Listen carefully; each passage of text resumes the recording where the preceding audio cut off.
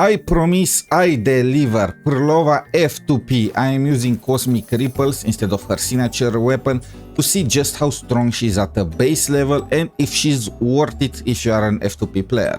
Everything else is exactly the same from my previous video, no sequence because her team I am using Shorekeeper instead of Russia because I believe every F2P player out there should have Shorekeeper, but Russia, yeah, press X to doubt. And her weapon is variation, the F2P one. Now Cantarella, this is where it's a little iffy because she's definitely not an F2P character. I believe a ton of people skipped her and she also does not have a rerun this patch. However, my Danjin is level 70 and my Havoc Rover is not built. I would use them if I could, but I can't in good faith. But to compensate for it, I nerfed Cantarella. She is wearing level 80, augment 80, not 90, at rank 1. On top of that, I am also using a 3-cost echo on energy regen instead of Havoc damage. So overall, I dropped her damage, her personal damage, to around Danjin's. Obviously, she's gonna still put work through her outro, but it's just a difference of scenery, like, you know, Cantarella would buff Phrolova and Phrolova is gonna be main DPS, when otherwise Phrolova would buff Danjin and Danjin would be the main DPS. Overall, I feel like it is fair. Without further ado, let's get started. Since I have Shorekeeper in the team, I have to start with her to buff everyone, so this sucks a little because Phrolova needs to start first usually in order to set up her off-field damage, but it is what it is. Switching to Cantarella, who hits like a damn wet noodle, but there is nothing I can do about this. It had to be fair, it had to be done. The nerf is warranted. Now to Phrolova, who gets buffed by both Cantarella and Shorekeeper, and damn, you barely even feel that you lost the signature weapon. And this is because Russia would not buff her normally, and Shorekeeper makes up for that damage lost from using the standard weapon. Of course, when you compare team DPSs, there is no competition there, but yeah. Now, the advantage of using Phrolova is her rotation is very short. This means that Shorekeeper can get her intro without any concern. And that intro is like a damn track. I am considering leveling it to 10 once I have way too many resources to spend. Switching back to Phrolova from Cantarella and using the single target 40 attacks. I already am halfway through the timer because I need to complete it under 3 minutes hopefully. Switching to Shorekeeper and just look. Well, that was not as impressive. It is way more impressive against multiple enemies. Now, back to Cantarella. It's so sad to see. Also, I had to use energy charge echo, not just to nerf her, but because her rotation would suck otherwise. I'll not be able to get my liberation time and waste so much. It's almost done. It's almost done. And the final result is 3 minutes and 35 seconds. Not bad. Now, let's go to Whimpering Wastes. And here we have an issue. The relics, tokens, whatever, there is none of them that is suitable for this team. I can't use the basic attack token because my Cantarella is like a noodle, just like I mentioned. I can't use the breeze from the Aero token. I can't use the fusion token. Phrolova deals most of her damage through echo, so no, nothing there. The intro one would have been the best, but I decided to use and go with the Havoc one just to see the very minimum this team can get.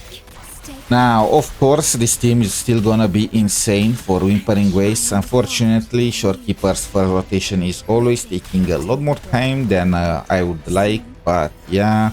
Switching to Cantarella, who, while her damage is not there, she still is dealing and hitting everyone, which compensates for that nerf somehow. Copium. Switching to Phrolova and destroying everything. This team uses Phrolova as the sole DPS. Rather than everyone in the team acting as sub DPS, all the buffs are concentrated on Phrolova. And I made some mistakes in my rotation here. I used without my intention the basic forte instead of the skill, which made me lose some seconds. Then switching to cantarella again, her stagnation make sure the enemies don't start running all over the place. Is this fair? Would Danjin be better here, or cantarella is carrying that? I still believe it will be equal, like, yeah, Danjin is a lot worse in Whimpering Wastes, but at the same time, she would provide damage. Switching to Phrolova, getting... Now I pretty much wasted her forte. I should have waited for the enemies to spawn, and of course I had to fat finger and press on the basic forte instead of the skill one again. Bear this in mind, bear this misplay in mind, just to understand that this is not the best that you can get with this team. Now cantarella again on the field. Look at the damage, like even when nerfed, cantarella is still an absolute monster in Whimpering Wastes. Now Phrolova again. Overall, her damage, I don't feel the difference in damage between her standard and signature. I again use the basic forte, but yeah, because of shorekeeper, you don't really feel that damage difference. 12% crit rate, 25% crit damage, and the tone of attack percent goes a long way. Even though, again, Phrolova has big diminished returns for attack. I broke the 2000 mark, but I need at least 2250 to consider this team qualified for Whimpering Wastes. The last 5 seconds, 7 seconds, 5 seconds. Can I do it? Can I get it in time? I need to kill those two fluffy things. Okay, now that's good, cutting it close. And then the result is 2310. In conclusion, I was wrong. I am not ashamed to admit when I am wrong, okay? Even without her signature weapon and simply using the 5-star F2P rectifier, Phrolova is an absolute unit. Of course though, she is not gonna be able to compete with F2P 𝗿𝗆𝗆𝗵𝘁, even though I doubt there is such a thing, or even F2P Carlota, but she's able to clear the endgame content and get you all the rewards, and that's what's most important after all. Of course, I cut it pretty close in Whimpering Wastes, but again, I used the basic token that only increased Havoc damage by 20%. I could have used the intro one with 45 crit damage, which would have been way better, but it's important to see the basic capability of a character. And in Tower of Adversity, I was able to clear it with 37 seconds left. Unfortunately, there is that buff that obviously helped improve the clear time.